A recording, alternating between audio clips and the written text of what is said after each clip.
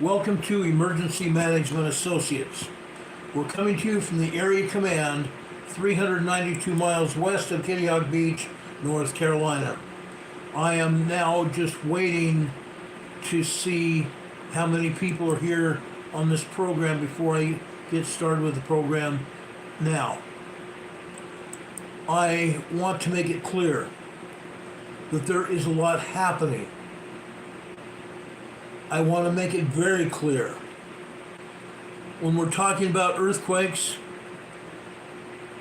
we are in a very dangerous situation. I broached that subject this past Thursday and Friday when we saw a great deal of earthquakes happening down in the Imperial Valley in Southern California. Yes, we've seen numerous earthquakes around the world today. Nothing very dangerous, however. Most of the earthquakes around the world have been moderate or large earthquakes, 5.0 to 5.4. Those are the largest earthquakes that have struck the planet today. We don't have to worry too much about them because every one of those earthquakes struck in an area that did not have much population. We had a 4.1 earthquake strike in New Zealand. Yes, there was some shaking. I don't give a flying rat's frosty keister what USGS says when it comes to moderate earthquakes. They are calling moderate earthquakes light earthquakes now. They were never light, they never will be light. Moderate earthquakes do moderate damage. 4.0 to 4.9 earthquakes do moderate damage, not light damage. 5.0 to 5.9 large earthquakes create large damage. They do tremendous amounts of damage and they kill people. For USGS to call a 5.0 to 5.9 earthquake a moderate earthquake, USGS director needs to have his head examined. For them to do that this past year is a violation of human rights, a violation of human law. Okay? Now, while it might not be a violation of law per se, it's a violation of our ethics. A violation of our ethics. Because they don't want to broach the subject of people dying. Casualties happening as a result of earthquakes. Tonight, I'm going to talk about earthquakes. A lot of earthquakes. If you will forgive me, I'm not going to go all over the world like I have done in the past. I may do that tomorrow night. But tonight, I want to talk about what is going on in Southern California. Southern California is going to have a major earthquake. I'm just saying. A major earthquake. Now, it may start off as just a large earthquake, a 5.2, a 5.3 earthquake. That's what they're saying. It might start off as that. But folks, I'm here to tell you that is not the only thing that's going to happen. I want to make it perfectly clear that we have evidence showing that there's going to be major earthquakes. There's going to be major damage to the land, to property, and also to people. For years, we've talked about the San Andreas Fault moving. This is a picture of the San Andreas Fault. Unzipping. Unzipping. As we spoke to you about the San Andreas Fault before, it runs from the Triple Junction in just off the coast of Northern California where it meets up with the Cascadia subduction zone and the Gorda escarpment. It's called a triple junction because there are three different major fault zones meeting together. From there, it goes south-southeast. It continues south-southeast all the way through the state of California. We know we've seen earthquakes in Northern California. We have seen earthquakes in Central California. We have seen earthquakes in Southern California, i.e. Northridge, i.e. Ridgecrest, and other Los Angeles area earthquakes. We've seen it happen. But what we are about to see over in Southern California, and I'm talking about Imperial Valley and or Los Angeles. Imperial Valley and or Los Angeles. Please bear with me now as I explain to you what we believe is going to happen. And I have plenty of evidence to back it up. We've seen it happen before, and we are going to see it happen again. Now, over the years, I've spoken to many people, many geologists. I've spoken to people from the United States Geological Survey. And at one point in time, I nearly worshiped the ground that they walked on. Because my geology professor in college talked very highly of these individuals. He talked highly of the work that they did.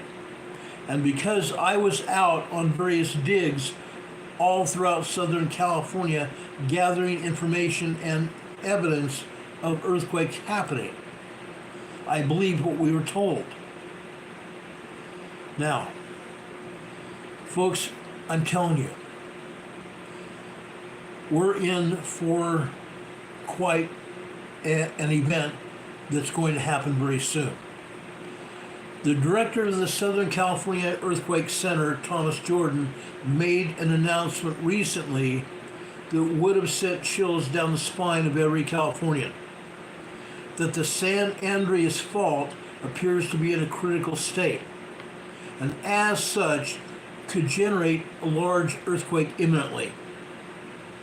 Of course, the reiteration of such an earthquake could generate a large earthquake. The reiteration of the seismic hazard to Californians will be nothing surprising. But what is new is the warning that the southern portion of the fault looks like it's locked, loaded, and ready to go. And we saw that happen over in the Imperial Valley this last Thursday and Friday, where we saw and we reported on over 150 earthquakes that struck in the Imperial Valley. We're going to show you more information tonight. Unreal. Why is this eminent seismologist making these alarming statements? The fact is, there's not been a major release of stresses in the southern portion of the San Andreas Fault system since 1857. In simple terms, the San Andreas Fault is one of many fault systems roughly making the border between the Pacific and the North American tectonic plates. We've talked about this significantly in past episodes of this program. Please, folks, I urgently ask all of you to make sure that if you know people, your families and friends that live in this area, please ask them to tune into this program. If you can't get hold of them right now, make sure that you tell them about this program, because this is important. After what we saw this past week, I can't help but be very serious in talking about this. Again, there has not been a major release of stresses on the southern portion of the San Andreas Fault system since 1857. In simple terms, it is one of many fault systems that mark the border, the edge of the plate between the Pacific and the American tectonic plates. Both plates are moving in an approximately northern direction, but the Pacific plate is moving faster than its North American counterpart. The North American plate is moving in a south-southwesterly direction, meaning the stresses between the plates are constantly building up. The stresses between the North American plate on the east and the Pacific plate on the west are building up, and they're building up in a rapid fashion. In 1906, some of these stresses were catastrophically released in the San Francisco Bay Area in a 7.8 magnitude earthquake event. 1906, a 7.8 magnitude event. And again in Northern California during the 6.9 magnitude 1989 Loma Prieta earthquake. Events of these magnitudes, however, have not occurred along the southern part of the San Andreas Fault in California. The 1994 Northridge earthquake event was associated with a nearby but separate fault system. The 1994 Northridge earthquake was associated with a nearby but separate fault system from the San Andreas, leading to the suggestion that one is imminent. And given the amount of stress that might actually have accumulated, when it arrives, it will be the big one.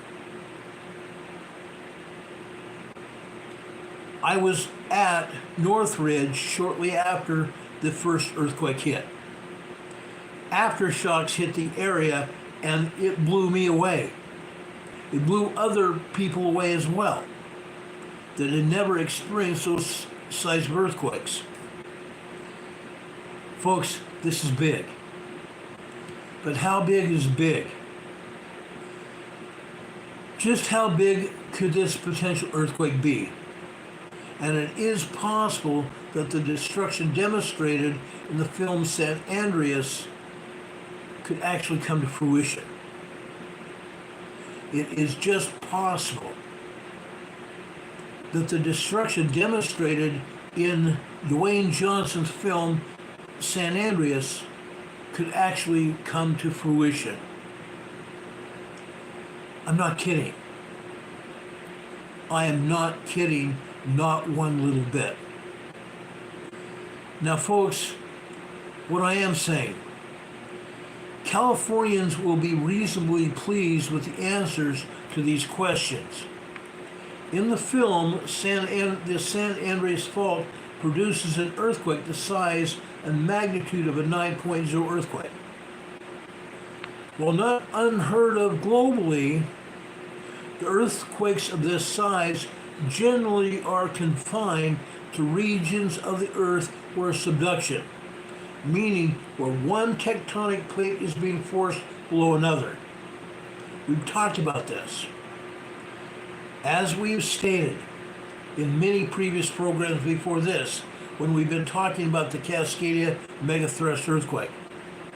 That earthquake occurring up off the coast of Seattle, between the Cascadia subduction zone just off the coast of Washington and Oregon and California, and the Juan de Fuca plate. A 9.0, 10.0 earthquake there. We've already told you that it is very possible that when the Cascadia megathrust earthquake occurs, it will trigger the San Andreas Fault. And in triggering the San Andreas Fault, we could very possibly see that same magnitude earthquake hitting all of California and down into Mexico. What people fail to realize when we're talking about California, the Pacific Plate is also subducting underneath the entire west coast of Canada and the United States, the entire North American continent. The entire continent will suffer this earthquake. Okay? Now, one tectonic plate subducting under the other. It's happening. It's been happening for hundreds of thousands of years. For example, look what happened in Japan just, if you remember the Fukushima earthquake. Look what happened there. That was a 9.0 earthquake. And the Pacific Plate subducting underneath what? The Asian Plate. Okay? That's why we had such a huge tsunami after that event. It's happened before. It's happened in Chile as well during the 1980s. We saw an 8.0 earthquake happen in northern Chile. Now, as such, scientists have been predicting earthquakes of possible maximum earthquake magnitude along the San Andreas Fault upwards of an 8.0, although with a 7% of probability of that happening. A 7% probability of an 8.0 earthquake.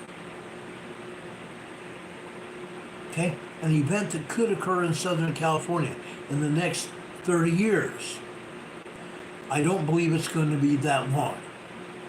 I think the Cascadia megathrust earthquake that will trigger the San Andreas Fault will probably occur within the next 5 to 10 years. I don't think it will take 50 years as some people have been predicting. I believe it will be a lot sooner than that.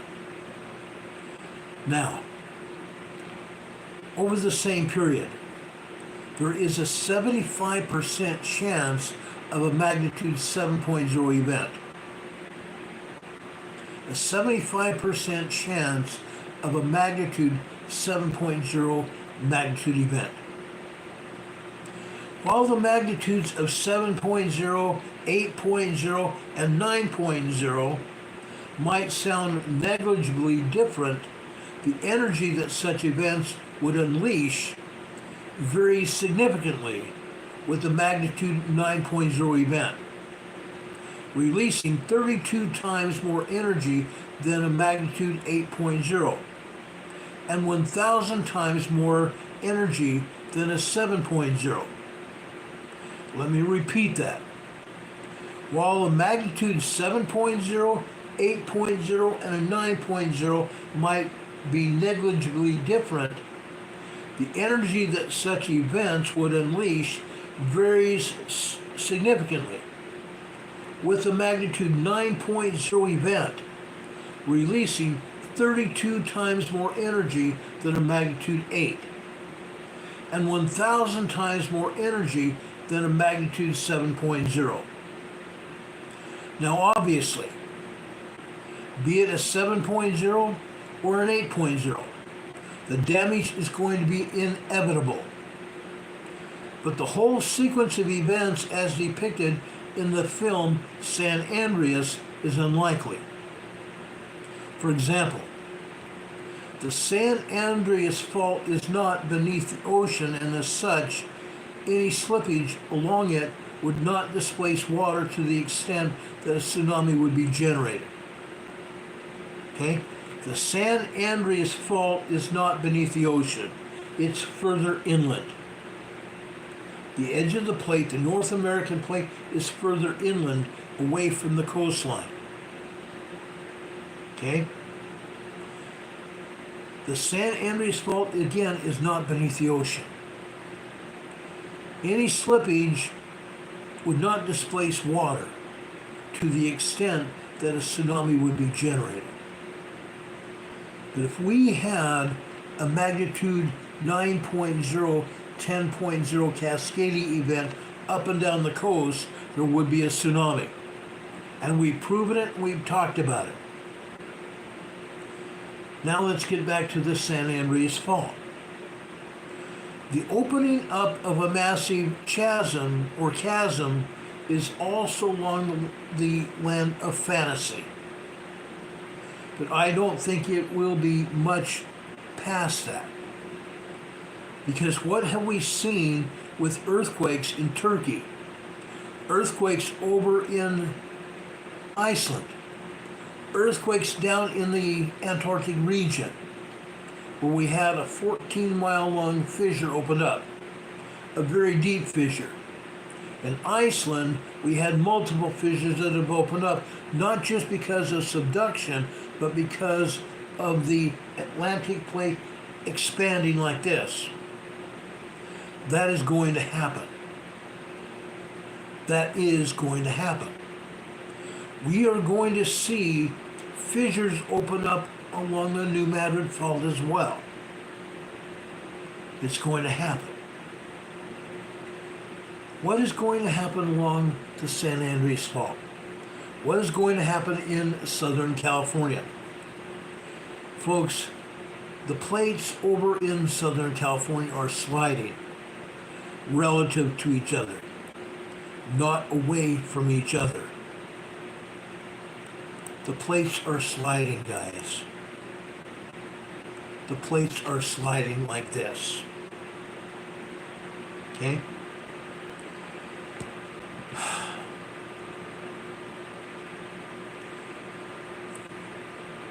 What do I think is realistic? Is that a great amount of destruction is very likely. I've talked about it before, and I'm going to talk about it again. The very real reality of a major seismic event along the San Andreas, San Jacinto, or the Elsinore faults is very likely.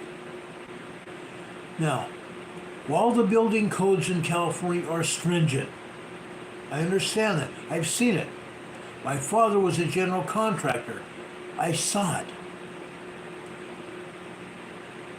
Recommending retrofitting for seismic protection measures to older buildings and preventing construction of newer buildings near the known fault lines, there is no way to make a building 100% safe.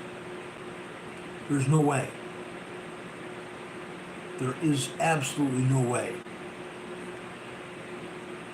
The San Andreas faults and their other faults in the area, typically in Los Angeles and or San Diego or the Imperial Valley. It's highly unlikely we could, even with stringent building codes, have those buildings survive a quake, especially a 7.0, 8.0, or a 9.0. There is a 75% possibility of a 7.0 earthquake in Southern California. It's going to happen. It will happen. Let's talk about what happens when the earthquake happens. What will happen? In an attempt to understand the effects of a large southern San Andreas quake, the USGS has modeled a 7.8 magnitude slippage of 2.2 to 7 meters. 2 to 7 meters. 2 meters would be approximately 6 feet. 7 meters would be a 23-foot separation, a 23-foot slippage. The USGS has modeled a 7.8 magnitude earthquake to represent the stresses that have built up since the last large event back in the 1800s. From this model, it has been found that the damage would be most severe along the construction area straddling the fault. The most damage would be along the fault area where there is construction. absolutely possible. Why? Why is that possible? Folks, it's incredible. Anytime you have construction along a major fault line as this, there will be damage, and the damage will be significant. Okay? It has been found that the damage would be most severe to the construction that is straddling or surrounding the fault.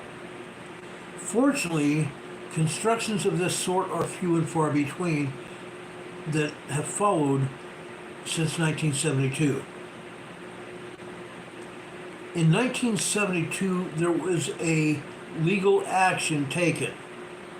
It was called the Alquist-Priolo Earthquake Fault Zoning Act.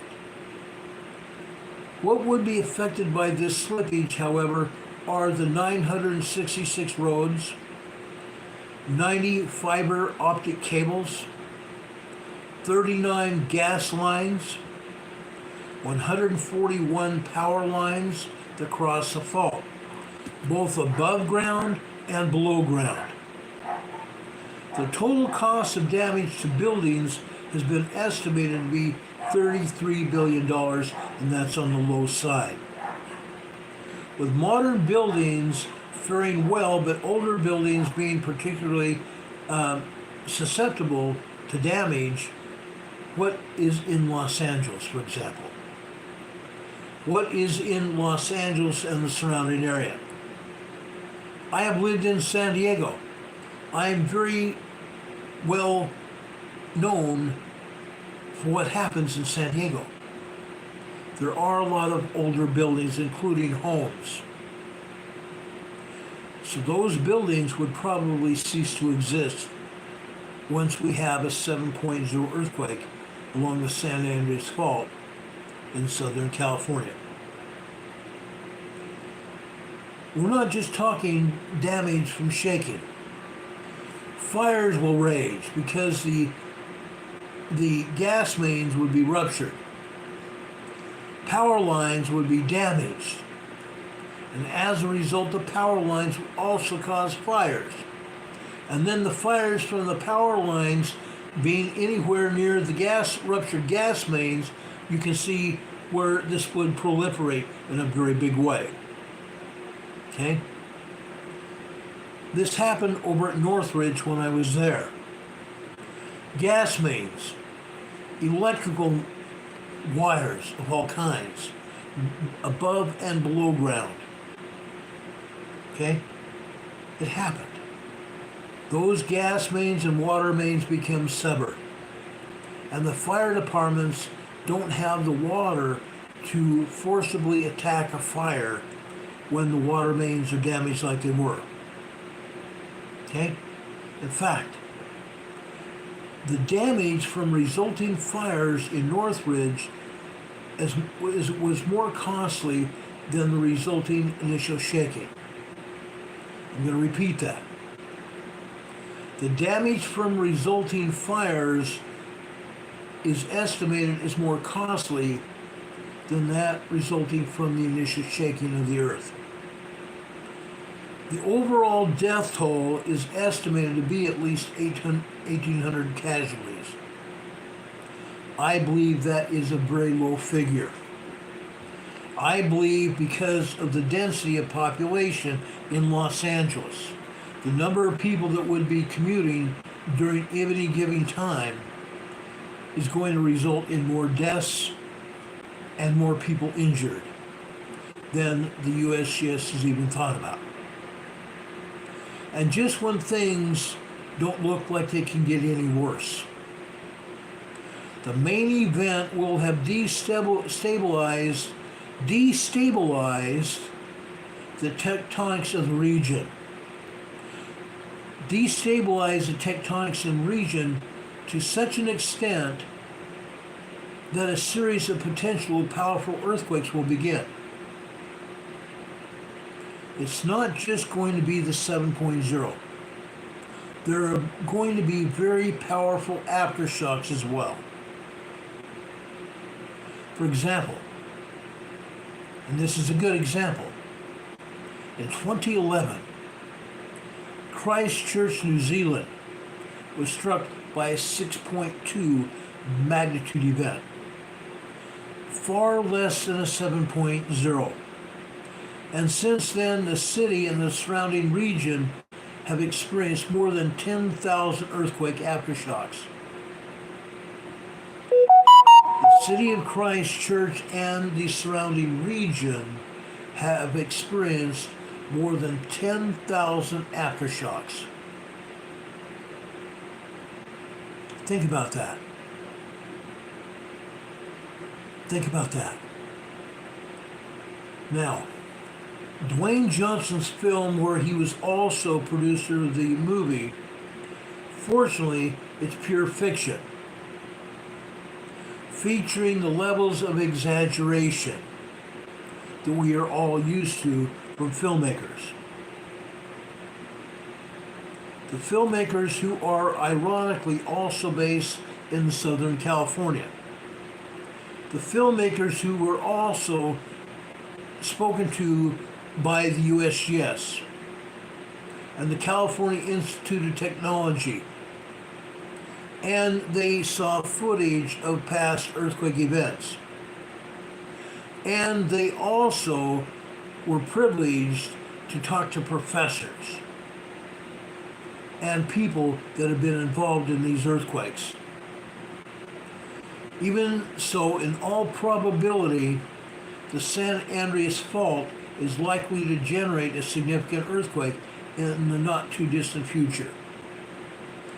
When it arrives, the damage will be significant, and Southern California will be massively affected.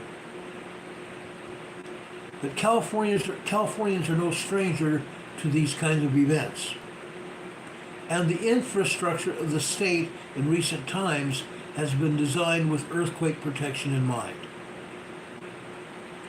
Now, forget tsunamis and deep chasms opening up, but do expect violent shaking, building damage, fires, and widespread economic downfall impacts in the Southern California region. And this will continue for potentially a very long time. And the economic impacts of such an earthquake is not just going to affect that region. The potential impact of that earthquake financially will spread across the entire United States and probably around the world. We cannot possibly have an earthquake of this magnitude without that happening. It will happen. It definitely will happen. Now, will it happen very soon? It's likely. It's highly likely to happen. Now, I've got some pictures here. I thought I had them all keyed up, but apparently I don't. I want to show you some pictures. Pictures of events that happened last week. I want you to know what happened, because I believe what happened last week is going to happen again very soon. Last Friday, we reported on a lot of earthquakes. At the time we came on the air, there were over 131 earthquakes in the Imperial Valley, just south of Brawley, California. Before our broadcast went off the air, that number rose over 150 earthquakes in Southern California, in the Imperial Valley, stretching from just south of Brawley down to the town of Imperial, to Holtville, up northwest to Westmoreland, further west to El Centro, and further east. Earthquakes all over the Imperial Valley. Showing you now is just a small number of earthquakes. It happened, and it's going to happen again. I can guarantee you that it's going to happen again. Now, this morning over here in the western Imperial Valley, you see this earthquake swarm here on the bottom left of your screen. Folks, this was a 4.1 earthquake. Notice the aftershocks from that 4.1 earthquake. This is minimal. This is minimal. There is going to be more earthquakes. Now, given the situation that we have seen,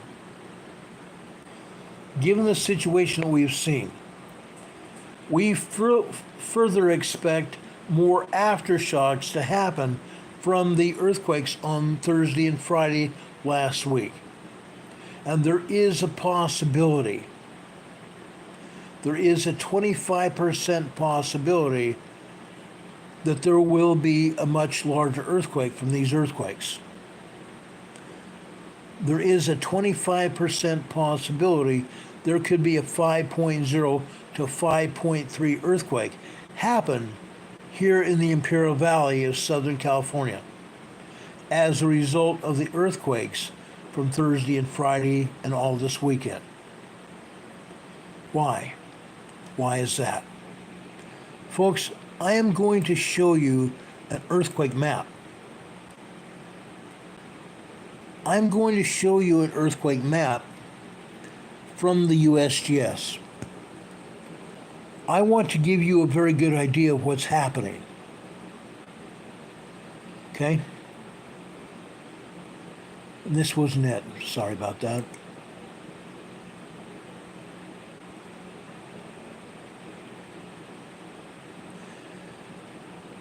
These earthquakes here that you see on your screen now represent some of the aftershocks that have happened today. Not all the aftershocks that happened Friday, Saturday, and Sunday are here. These are only the aftershocks today. However, look at this. See this little diamond right there that I just turned blue? Guess what? USGS believes this was an explosion. A 1.4 magnitude explosion down in the Imperial Valley south of Brawley. 3 miles south of Brawley. There was no explosion, guys. There was no explosion. This blue earthquake here, the USGS says it was an explosion, was not. This earthquake here was 5.3 kilometers deep. There is no way that this was an explosion. I don't know why USGS continues to lie. Christine is asking what is Ron's number or email address. I will give you, or I will have my mods put out our telephone number, and I will have our mods put out the information about us. Demon Catman just showed you our email address. Okay? So you can contact me. Now, this is very important. Again, this was not an explosion there in the Imperial Valley. I don't know where USGS gets off saying that. It was not an explosion. Earthquakes continue to happen here. You can see them on the map here. I'm going to move it over to the west side here. This is Ocotillo Wells. This is where the 4.1 earthquake happened here today. Ocotillo Wells right there.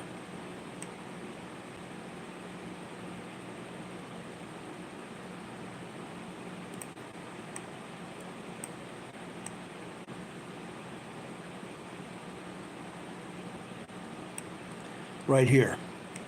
A 4.1 earthquake right there. Okay? I believe this is just one of many. This is in the foothills of the Chocolate Mountains on the east side of the Chocolate Mountains. Okay? Just in the foothills here. This is down in the valley floor. As I said on Saturday when I did my special broadcast, this area is below sea level. This area here on the valley floor of the Imperial Valley is below sea level, 90 feet below sea level. It is a desert arid area. Okay? This earthquake that you see here happened as a result of the San Jacinto Fault. The San Jacinto Fault. I'm going to back out here. Over here, you can see the San Andreas Fault coming through California, going to the east side of Los Angeles. Right here, it starts dropping into the Imperial Valley. As it drops into the Imperial Valley, they call it the Imperial Fault. The Imperial Fault runs down here until it gets to Bombay Beach, where it goes underneath the Salton Sea. What else do we have going here? Right here. This fault right here is called the San Jacinto Fault. It runs all the way down here on the eastern side of Los Angeles, Riverside County area. It runs all the way down here into northeast San Diego County, the Anza-Borrego Desert area. The Anza-Borrego Desert area. Now, these are only a representation of earthquakes that happened today. Again, USGS does not talk about all the earthquakes, nor do they put them on the map. But I wanted you to see this.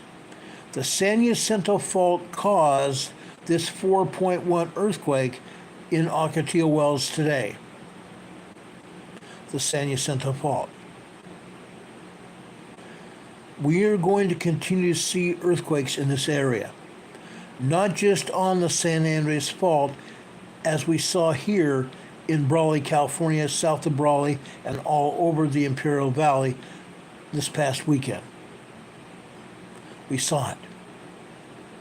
It's going to continue to happen. But the fact of the matter is the San Andreas Fault is expanding. It's expanding in a big way. I did a lot of research today. I pulled up a lot of information for you guys to consider. Okay? A lot. A heck of a lot. I want to start right now off the coast of Los Angeles. Channel Island, off the coast of Los Angeles. Look at this. This is a seismogram. The top of this seismogram happened on May 16th, last week, just 4 days ago over on Friday. This is what happened. Now, I want to point out the earthquakes that happened. For example, this earthquake here. This is a 2.8 earthquake. Okay? This earthquake occurred at approximately 5 minutes after 5:15, about 5:20 p.m. last Friday. Okay? A minor earthquake there. Look at the other tremors here. Look at all these tremors here. This is out in the Channel Islands, okay? Look at all these tremors, literally all day long. All night long, I should say. This happened at this point in time right up here in the corner was 5 p.m. on May 16th. I want to show you what happened today.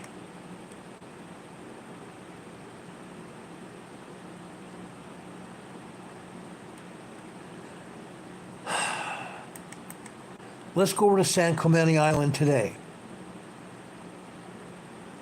Okay? Again, we had some tremor activity today. Different island. San Clemente Island. This tremor activity happened just after 5:15, actually 5:18 a.m. today. Just tremor activity. Then after 10:02 a.m. this morning, we had almost 3 minutes worth of tremor activity here. Then it went away to microquakes. All this other activity is also microquakes, just off the coast. Seismic activity is happening all over, guys. Literally all over. Let's go out to Joshua Tree National Park, the San Andreas Fault. Look at this.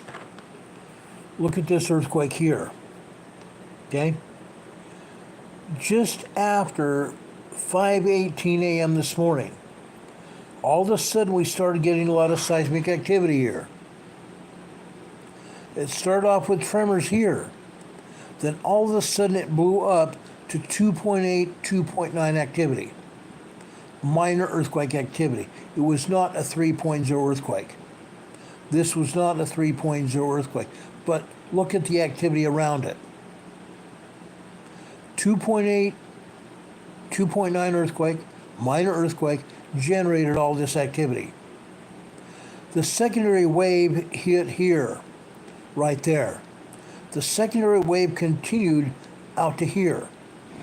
Almost 2 minutes of shaking after the main quake. 2 minutes of shaking after the main quake. Let's continue this. This is out in the desert, the San Andreas Fault. Let's go over to Lake Pires, California.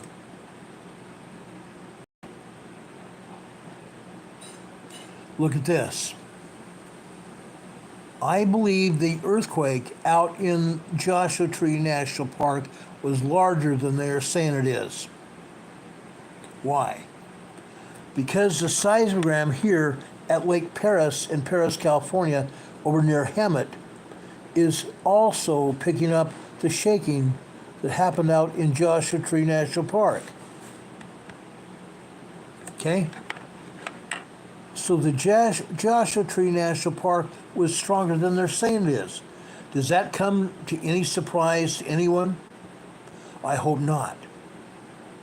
Because, folks, we are seeing significant seismic activity as a result of the San Andreas Fault. Okay? We're seeing it.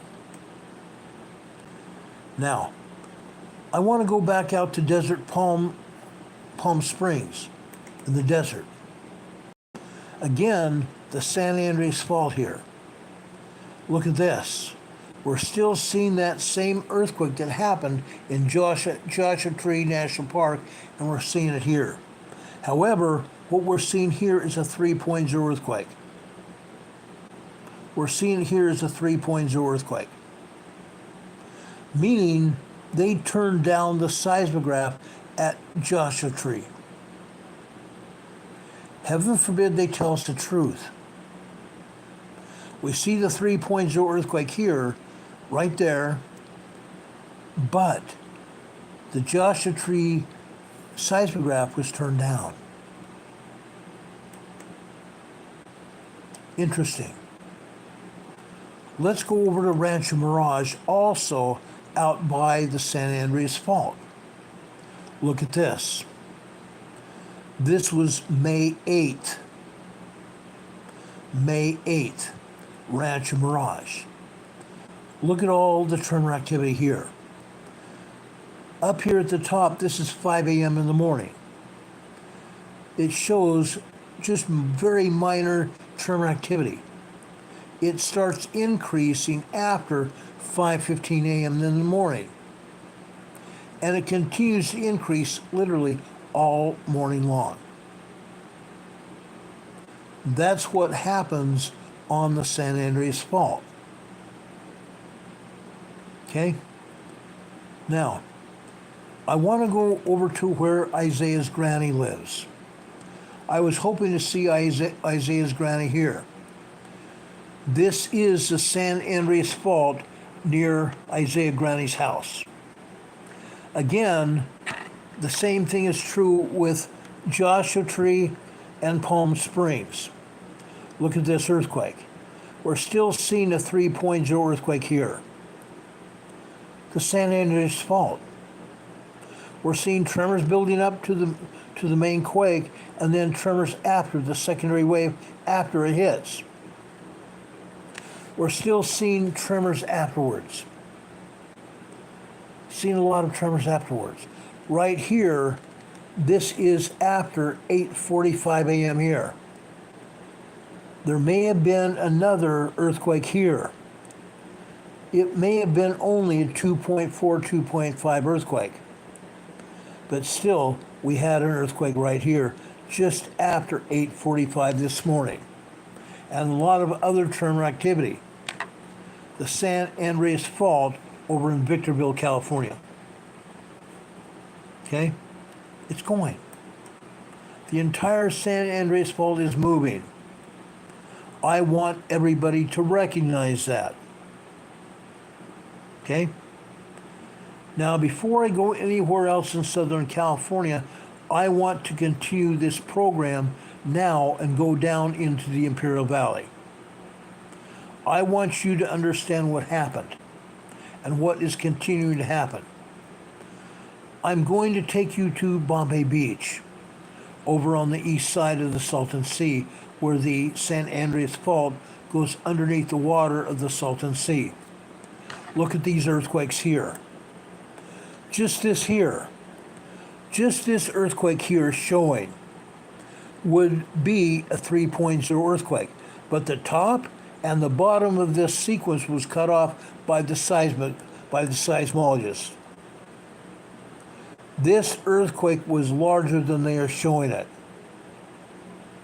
Substantially larger than they are showing it. Probably, I'm going to go out on a limb because I believe what I'm talking about. I'm going to go out on a limb because this earthquake lasted 1, 2, 3, 4 minutes. I'm going to tell you that this was a moderate 4.4 earthquake.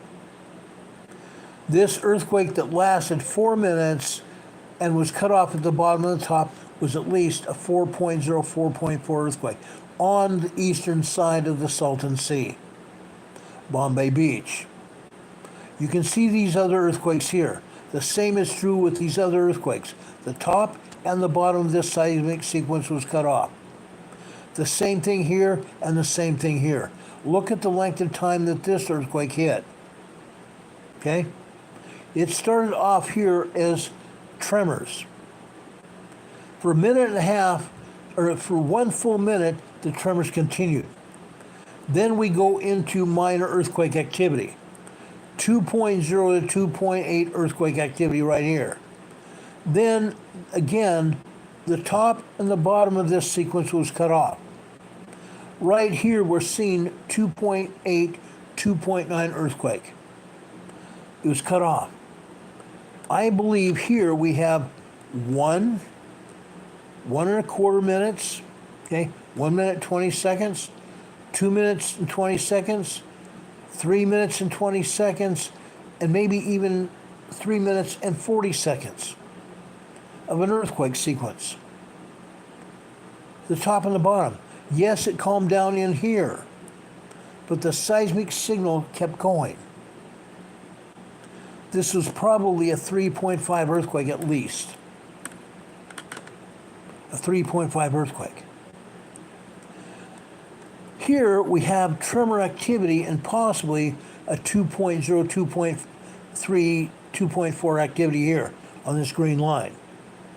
This green line here over on the far left represents 9:45 here. 9:45 here. We come over 1, 2, 3, 4, 5, 6, 7. 9:52 a.m. The tremors begin. About a minute and a half later, all of a sudden we have 2.0 earthquakes here. All the way over here. And then we have a secondary wave here. Okay? We have earthquakes here as well. Okay? 7:15 a.m. this morning. This seismic sequence carried over 2.5 minutes later. The same thing with this earthquake here. It continued. That earthquake started here. At least 3.3, 3.4 earthquake activity here. 1 minute, 2 minutes, we come over here to 3 minutes long. Okay? On the San Andreas Fault, on the east side of the Salton Sea at Bombay Beach. Okay? Let's go over to the town of Imperial. Okay? We told you last Friday that the town of Imperial suffered a lot of earthquakes. It most assuredly did. But today, the town of Imperial was jolted awake. Right here. Over here is last night. Actually, yes, last night. Okay? This is 1700 hours, 5 p.m. 5:01, 5:02, 5:03, just before 5:04 p.m. last night. We had a 3.0 earthquake. A small 3.0 earthquake here in the Imperial Valley. Then we see a lot of tremors happening here. Tremors happening. This is last night at 2200 hours, which is 10 p.m. 2300 hours, 11 p.m. We go down here to midnight, 11 or 12:45 a.m. this morning. All we have is some very minor tremors here. The minor tremors increase to get over here. Now we're seeing here earthquake activity of 2.8, 2.9 variety. Okay? Earthquake lasted 1, 2, 3, 4, 5 minutes long. 5 minutes long. Then, early this morning here, this would be 1:44 a.m. this morning. Look how long this earthquake is. It's at least a 3.5 to 3.7 earthquake right here. Like I said, the people in the town of Imperial and the surrounding area were jolted awake just before 2 a.m. Actually 1:45, just before 1:45 a.m. this morning. That's a good-sized earthquake. That was a good-sized earthquake, and people felt it. 3.0, 3.9, people feel those quakes. Okay? That was in the town of Imperial. Let's go look at El Centro, west of Imperial. Our buddy Juanito, who is on this channel, who monitors our program, who's also helped given us a lot of special thanks for what we do. He and his wife made some Christmas presents for my wife and I and our dogs. We greatly appreciate that, Juanito. It means a great deal to us. Juanito lives here in El Centro. This is 5 a.m. this morning. Down here is 5:15 this morning. We go over here to just after 5:16, 5:17, actually just after 5:17 this morning. Look at this. This earthquake lasted 2 minutes. The top and the bottom of this earthquake were cut off. This by itself is a 3.0 earthquake. This is probably close to a 4.0 earthquake, a moderate 4.0 earthquake. Now, All these earthquakes here, 3.0, 3.0, 3.0, 3.0, 3.0, 3.0, 3.0 here, this is normal. That activity has become normal here in El Centro. This activity here, see these wavy lines here? This is magma. This 3.0 earthquake was caused by magma coming from the west, headed toward the Salton Butte volcano. Magma. Magma causing these 3.0 earthquakes. Juanito says that he woke up at 5 a.m. this morning. Look at that. Look at this earthquake. This earthquake here came just before 5:15. Just prior to 5:15. This is a 3.0 earthquake here. Then not more than 2.5 minutes later, we have at least a 4.0 earthquake right here. Juanito felt this.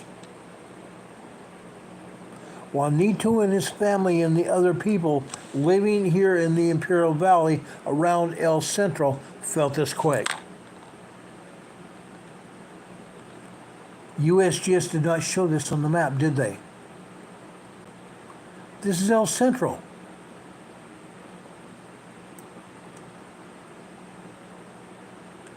Now,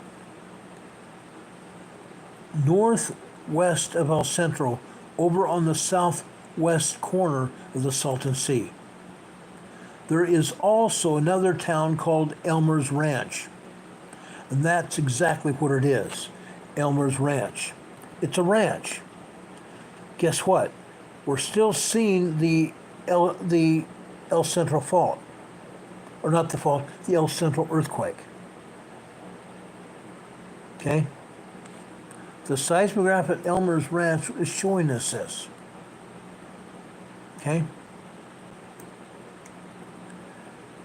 The Imperial Valley's got knocked around quite a bit. They've been suffering the earthquakes for a long time now.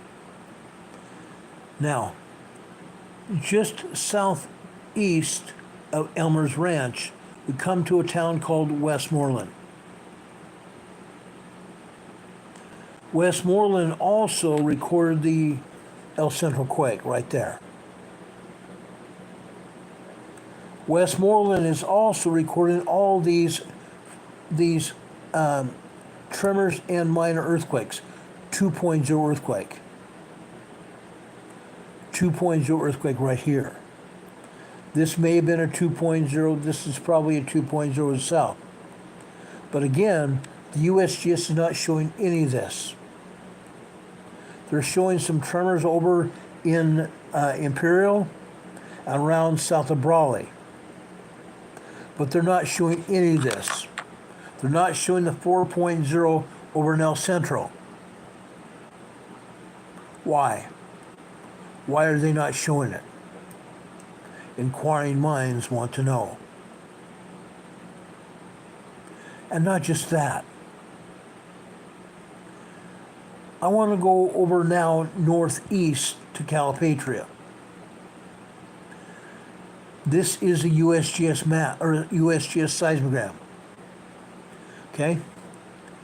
Now I'm going to increase the size of this to show you what actually happened.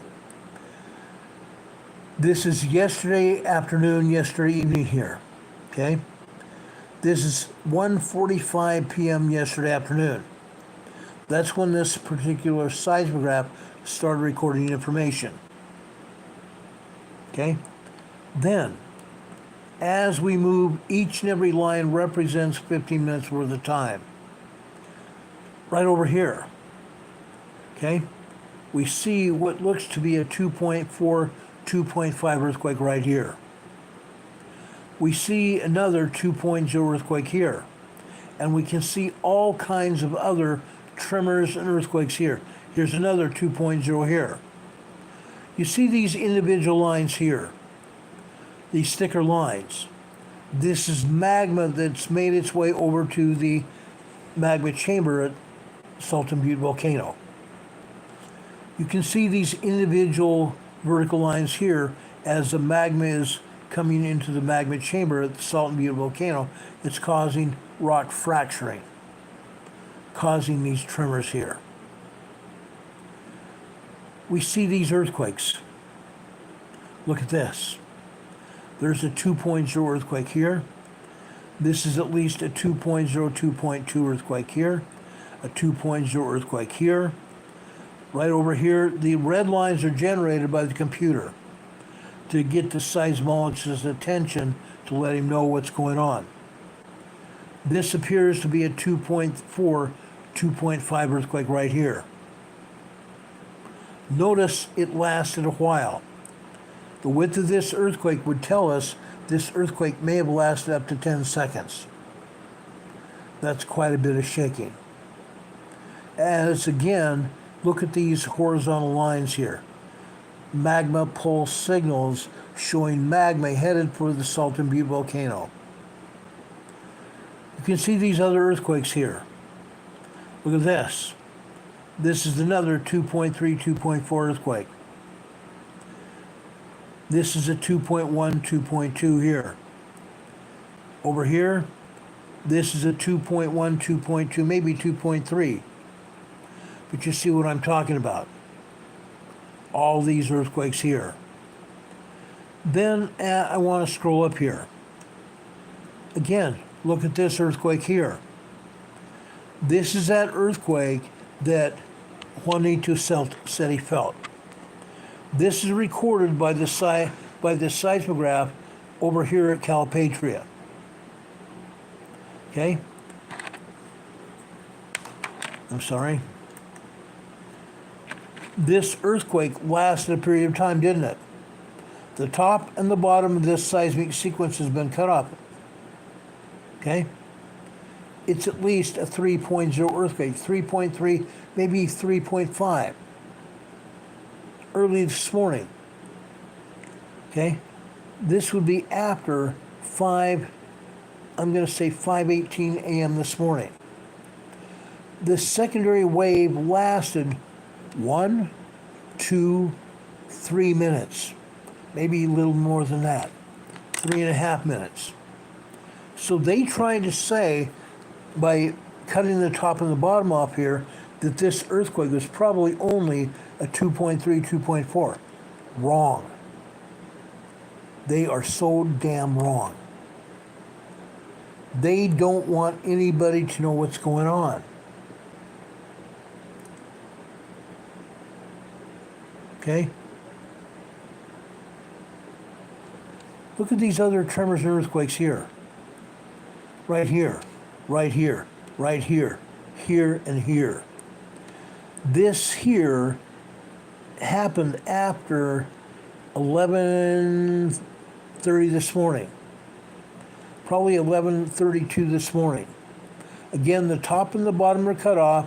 The seismic event lasted nearly 30 seconds. 20 to 30 seconds here. This could have been a 3.0 earthquake here. They're not talking about it, guys. Heaven forbid they want us to know what's going on. They don't want to talk about it. That's why we come to the seismograms to show what's happening. And even then, they disguise the earthquakes. Heaven forbid. The Imperial Valley is moving. You can see it. Both the San Andreas Fault and the San Jacinto Fault have been moving, haven't they? They've been moving. Rightfully so. We keep seeing it. But folks, it's not just there. It's not just the Imperial Valley. It's Los Angeles too. Now, I want to show you now a seismogram from Fontana over on the eastern side of Los Angeles.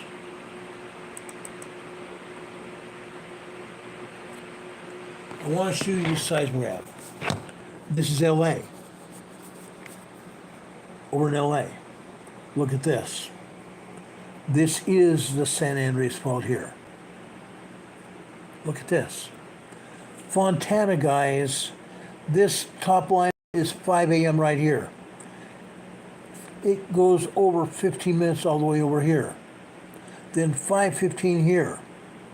Look at the earthquakes all day long.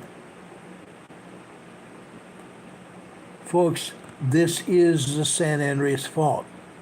Down here, this is a 3.3, 3.5 earthquake here.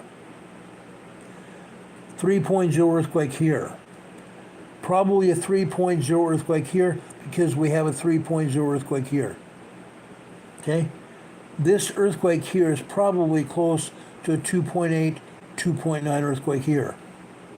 Literally earthquakes happening all day long in Fontana. In Fontana. The San Andreas Fault, guys. The San Andreas Fault. It continues to move. It's not the only place. It's not the only place, guys. Let's go over to Laguna Niguel.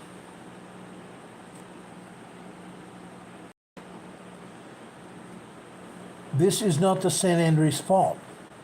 This is an ancillary fault here in Laguna Beach, Laguna Niguel. But we're still seeing tremor activity. Look at all this here. Starts off with 1.3 activity, goes down to 1.1, 1.2 activity here. Here, just after 5:18 this morning, all of a sudden we see more tremor activity here, don't we? Long duration tremor activity, and this tremor activity lasted until I pulled the seismogram here this morning. Again, all the times here are Pacific time. Okay? I pulled this seismogram after 2 this afternoon, Eastern time. I want to show you what's going on in Los Angeles. The whole place is moving. Let's go over to Long Beach. Look at this in Long Beach. Tremor activity here. Here is like a 1.8, 1.9 tremor. This is a 1.5, 1.6 tremor. The same thing here. This is a little bit bigger tremor here, probably a 1.8, 1.9 tremor. The same thing here. Look at all the tremor activity here all day long. Literally all day long, guys. What happened here down at the bottom. Down at the bottom, you can actually see the tremors here.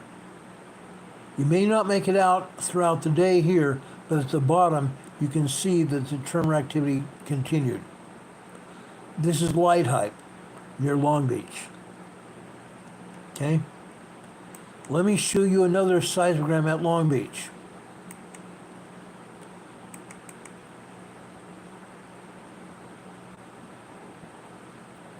Look at this. Again, this is not the San Andreas Fault here. The Newport Inglewood Fault here. Folks, guess what happened after 7 a.m. this morning? Long Beach, California. Right here we have a 3.0 earthquake. Probably even a 3.3 earthquake here. Small earthquake, and the Angelinians felt this earthquake. Down here, this is a 2.7, 2.8. This here is close to a 2.8, 2.9. Long Beach, California is having earthquakes. The Newport Inglewood Fault is alive and well. Now I want to talk about a place called Mira Loma, over on the eastern side of Los Angeles. This is in K, so you'll know, Mira Loma is on the San Jacinto Fault. Look what happened here at Mira Loma today. Right here. Okay? 5:18 a.m. this morning.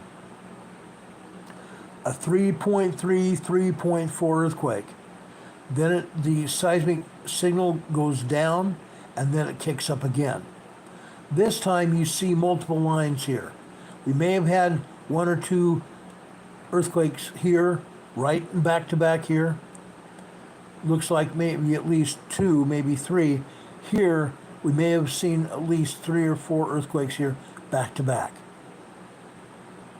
Okay? Miraloma, the San Jacinto Fault. Look at all this seismic activity here on this green line. Over here, now we're at 5:55 a.m. this morning. Look at this seismic activity here. 3.0 earthquakes. We see the top of the line here. We don't see the bottom because the bottom is covered up with other color of subsequent quakes and tremors. We can see what happens here at Miraloma. This is just south and west of Loma Linda. If this happened at Miraloma, they felt it at Loma Linda Medical Center. You can see what I'm talking about. This whole area is active. It is very active. Let's go over to Moore Park, just north of Los Angeles. I want to show you this. Look what's happening here. Yes, for the most part, we had a bunch of tremors this morning, early. But after 7:30 a.m., the tremors turned into earthquakes right here.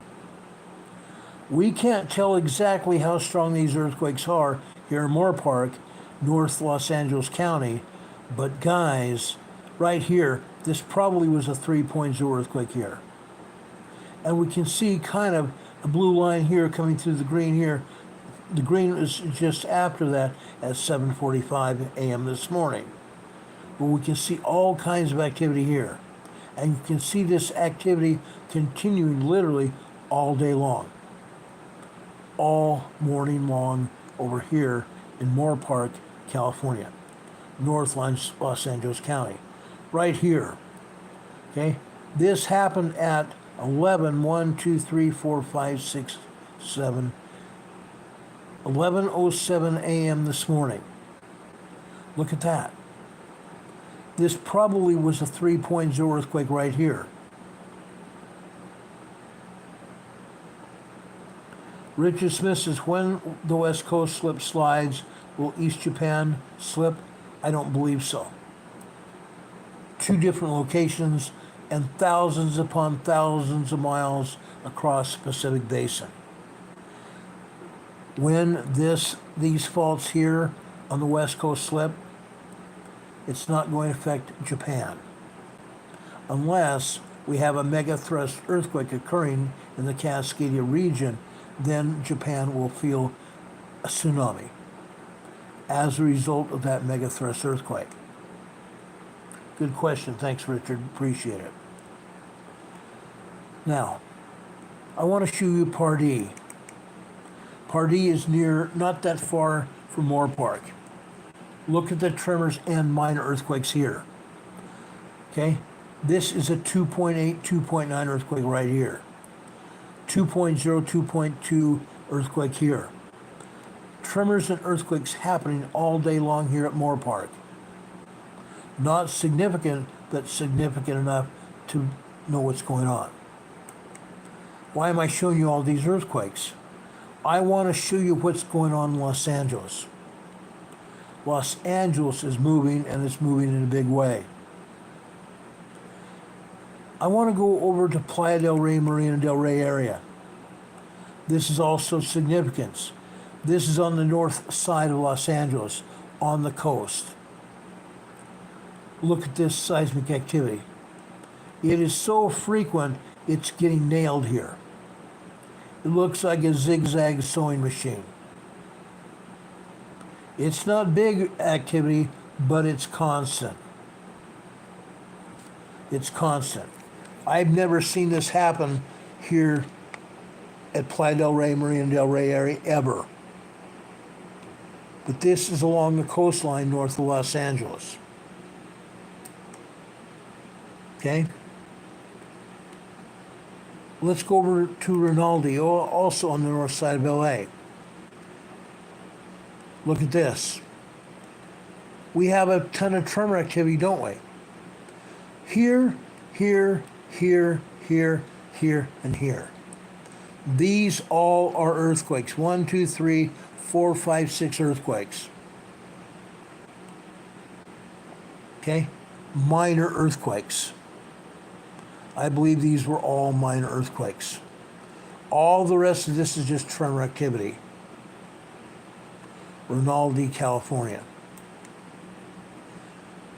Now, let's go over to Rio Hondo.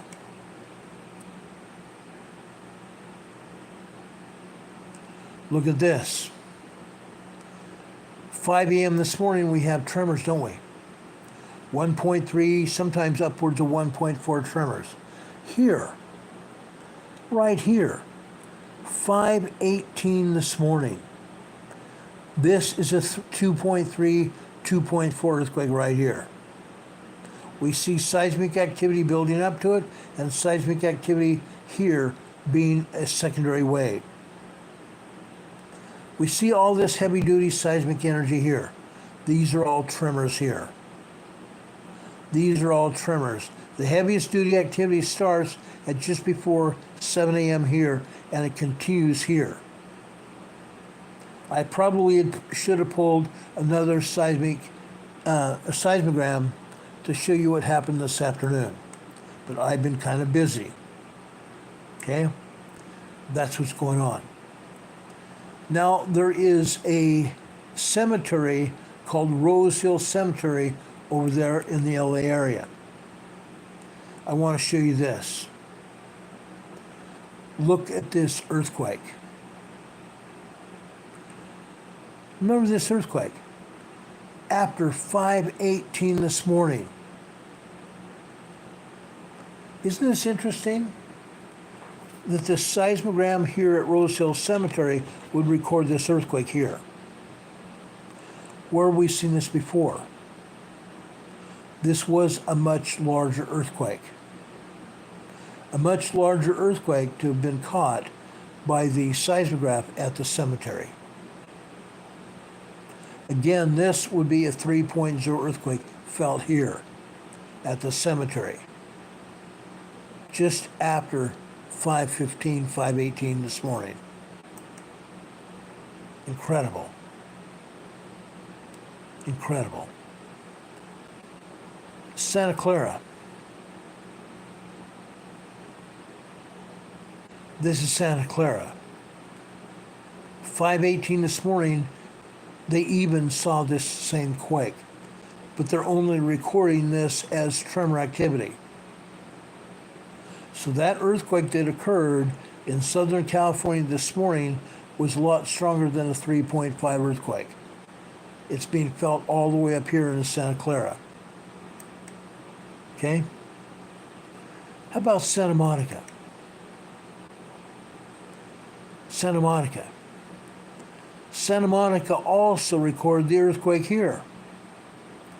Tremor activity here. You can see tremor activity all day long here. Just very minor tremor activity here. Wild. Wild. This I want to show you because this is over in Anaheim, Knott's Berry Farm, Disneyland area. Look what's happening here. This is also is a Newport Inglewood fault. Folks, right here. This is after 5 a.m. Okay, let's find out exactly when it happened. 1, 2, 3, 4, 5, 6, 7, 8. Just after 5:08 this morning, we have 3+ activity here.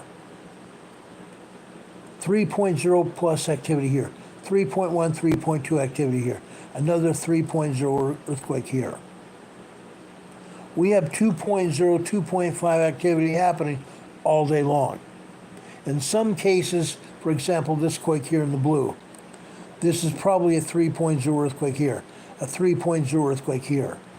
3.0 earthquake here, and a 3.0 earthquake here, and probably a 2.8, 2.9 earthquake here. State Street, Disneyland and Knott's Berry Farm.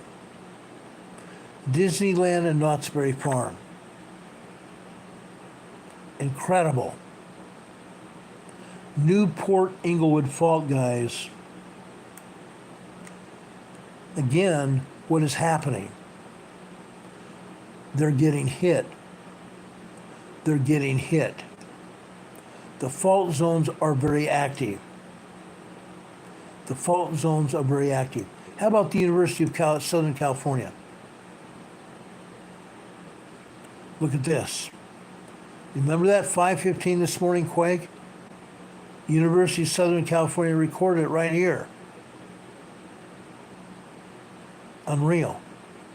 The whole place is moving, guys. The whole place is moving. Look at all this tremor activity here.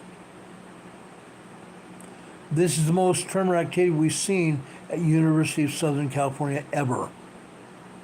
It's increased. How about Walnut La Puente over on the eastern side of Los Angeles? Folks, we have a volcano here. Walnut La Puente. We have a volcano. But what do we have? Earthquakes right here. This is at least a 3.3, 3.4 earthquake here. Look at these earthquakes here. Cut off on the top and cut off on the bottom. Cut off at the top and cut off at the bottom here. They don't want us to see how strong these earthquakes are. This is a volcano. The city of Walnut and La Puente are sitting in the caldera of the volcano. And they got hit with earthquakes today. The people felt it. Yet this is not on the USGS map. None of the information I'm showing you today is on the USGS map. Seismic activity is hitting all over LA, all over San Diego County. Incredible. Incredible.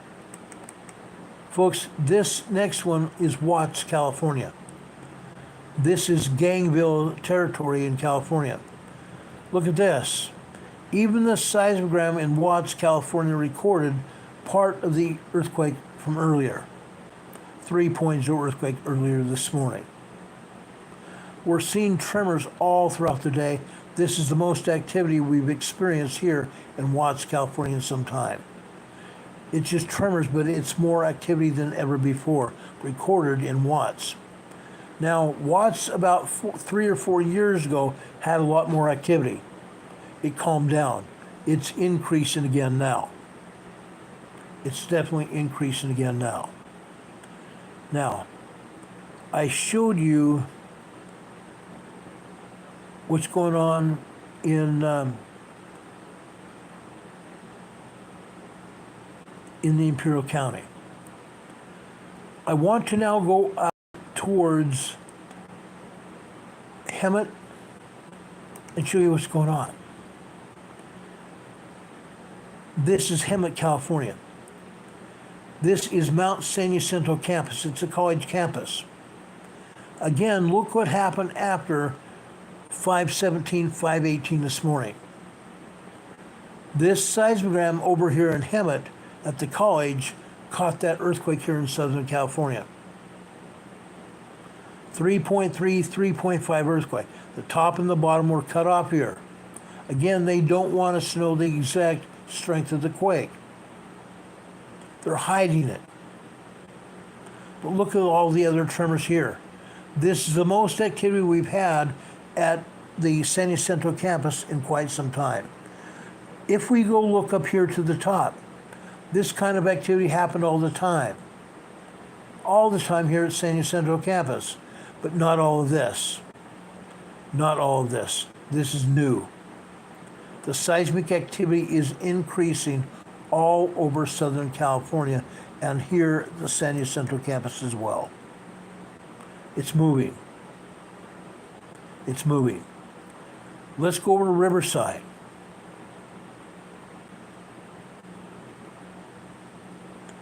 Riverside is also recording that other 3.5, 3.8 earthquake right here.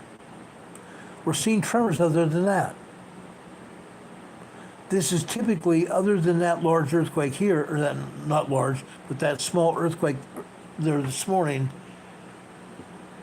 this is typical for what we'd see in Riverside. Okay? Riverside has had more activity here 3 years ago. We reported a lot more activity here, and it's going to happen again. I promise you the activity is going to build up in Riverside. Now I want to go over to the Anza Gap area. This is Idlewild. Idlewild is also a place that is a ski resort and a tourist destination even during the summer months. Idlewild is a small town in the San Bernardino Mountains. It also recorded what? That earthquake this morning. 3.5, 3.8 earthquake this morning. All the seismographs covered it, but the USGS did not put it up at all. They didn't show any kind of earthquake at all. Look at the other seismic events here. Look at the earth shaking. The San Andreas fault is moving. Look at this. The San Andreas fault is moving here. It's moving in a great direction here. Okay? It's not moving as it was over near Bombay Beach, but here north of there, it is moving. The San Andreas fault is moving. Okay?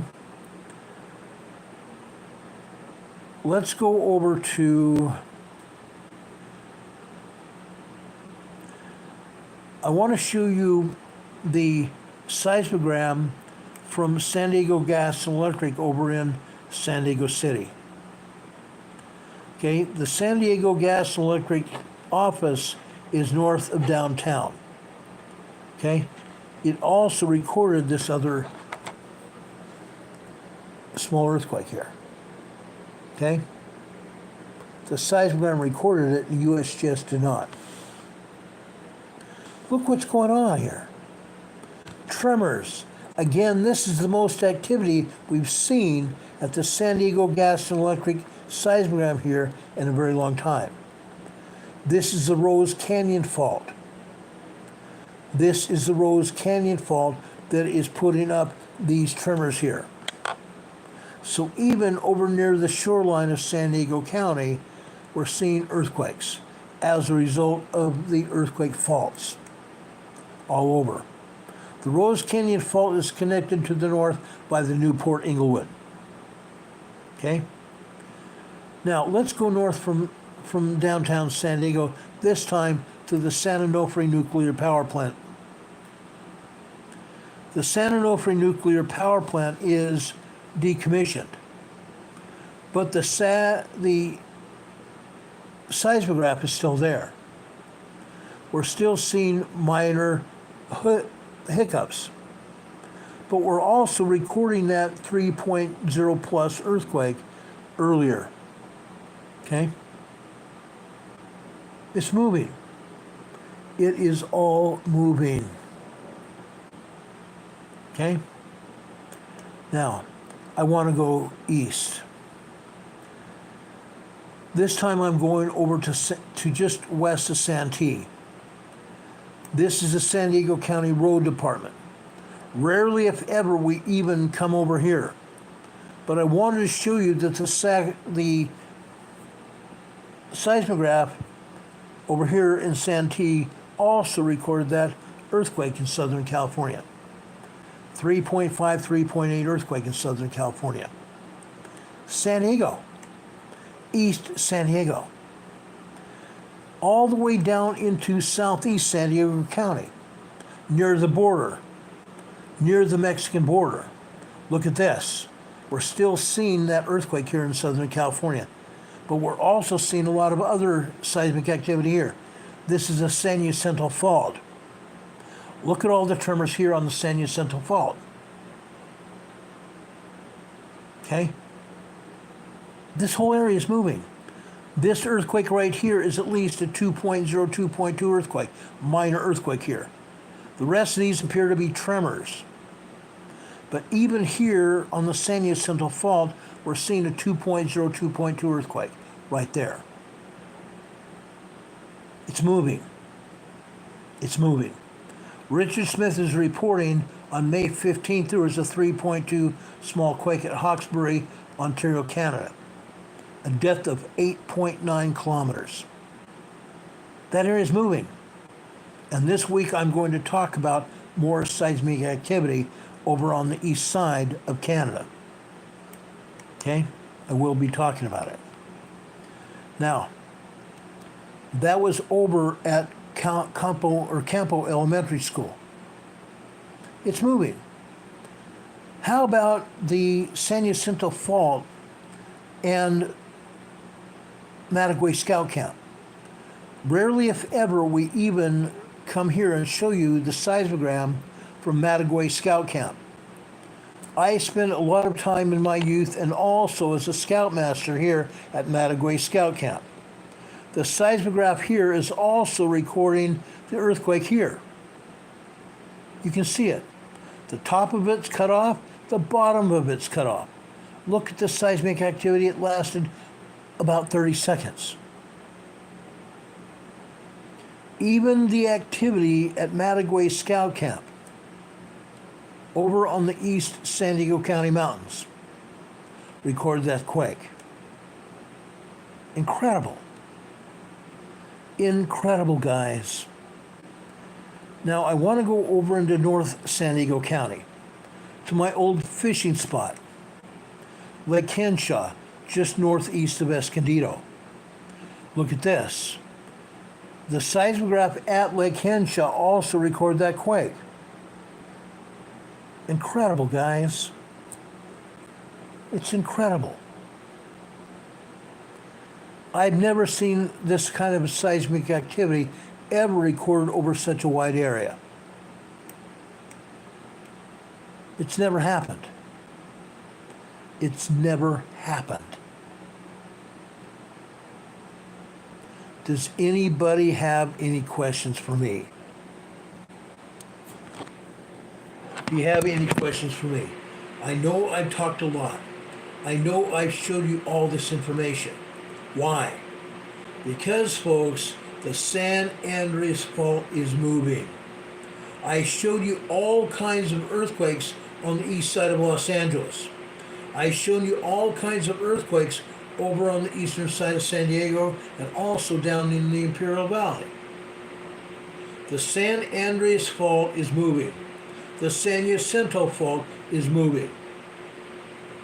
It's huge. I've now proven the fact that we're going to have a 5.0 plus earthquake on the San Andreas Fault very soon. It can happen anytime. We don't know when exactly it's going to happen, but it's going to happen anytime. What we've seen over in the Imperial Valley this past week, since last Thursday, it's going to end up causing at least a minimum of a 5.0 earthquake. A large 5.0 earthquake. Okay? Each one of those earthquakes that we've seen in the Imperial Valley has a 25% chance of being a foreshock. A foreshock. Aubrey's asking a slip earthquake. Yes, it's a slip earthquake because the plates are moving like this. The plates are moving like this. It could also go like this, but it will be a strike slip earthquake. Well, here's Ras says that's why they have all the distractions in place. I agree. That's why the governor of California and his henchmen and other people have all kinds of distractions going on, including politics, homelessness. They're dealing with what is going on from Joe Biden with the homeless population of Hispanic people. Unfortunately. That's huge. They're putting up enough false information and ancillary information, so when the major earthquake happens, all of a sudden we're going, oh my God, we didn't know that was going to happen.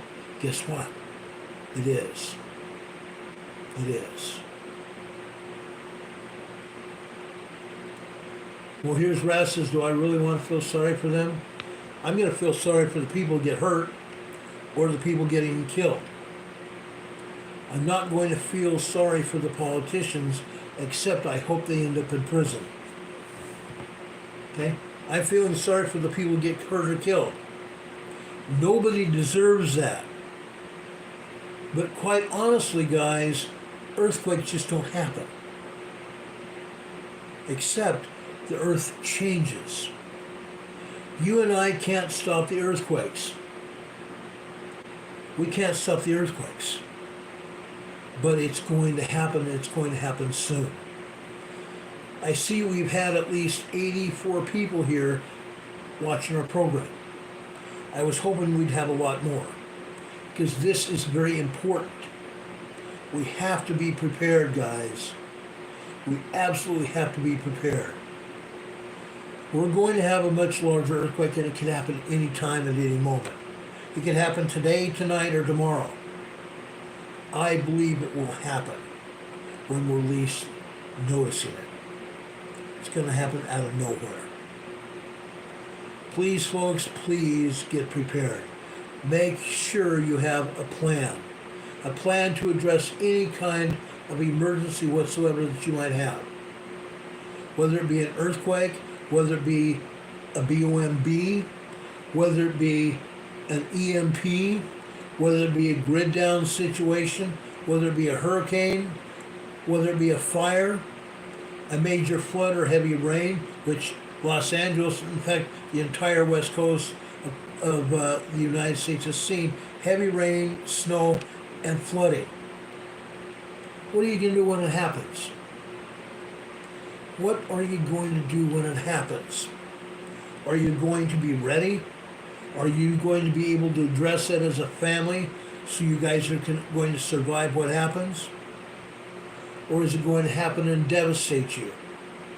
Only you know how well prepared you're going to be and how well prepared it's going to happen and whether you're going to be damaged or not and how damaged you're going to be. Maria Martha Esparza says, we haven't seen sunlight in months in Los Angeles County. It's cloudy every day. Oh yeah, you guys have seen a whole heck of a lot of storms coming in your way off the coast. And I understand, yes, it can be depressing. But folks, make sure it's a positive experience by preparing. You need to be prepared. You need to be prepared, guys. Now, last but not least, I want to leave you with a thought. Last but not least. Why? Because it will help with what we're dealing with. This is Glenn Beck from this morning. Listen to this. This is only going to go on for about a minute and a half, but I think it's important enough. Please listen to this. A couple minutes of Glenn Beck here. I can only tell you the things that I think are true. I have prayed for 20 years, please don't let these things be right. There's nobody that would be more happy than me. And I do believe there is a way, only if you put on the full armor of God and shod your feet with the gospel of peace. We can make it. And we will make it to the other side of whatever comes our way. But we'll be in much worse shape if we're not mentally, physically, and spiritually prepared. No joke, guys. We have to be mentally, physically, and spiritually prepared. Putting on the full armor of God. We have to do this. This is for us. For us and our families. May God bless you. May God be with you. Endure to the end. That's the key words here. Endure to the end. Being prepared and enduring to the end. God bless you all. Please, folks, please, please, please know that I love you. God loves you. I felt very inspired to bring this program to you tonight because it's important. We are going to save lives. We are going to save lives here. That's why we're here. I love you very much. God loves you. Please know that we will be back here tonight if anything else were to happen tonight, as soon as the information becomes available. We will also be here tomorrow. Same time, same station. Please tell all your friends, your neighbors, your loved ones, the people you associate with on social media, your friends, your neighbors, your family, your extended family, even the people you work with. Please share this program far and wide. A lot of people live in Southern California. They need to be knowing what's going on. They need to know what's going on. This is absolutely necessary. May God bless you. May God be with you until we can meet again. We will see you on the other side. Thank you for being here, brothers and sisters. I love you very much. We'll see you soon. Good night.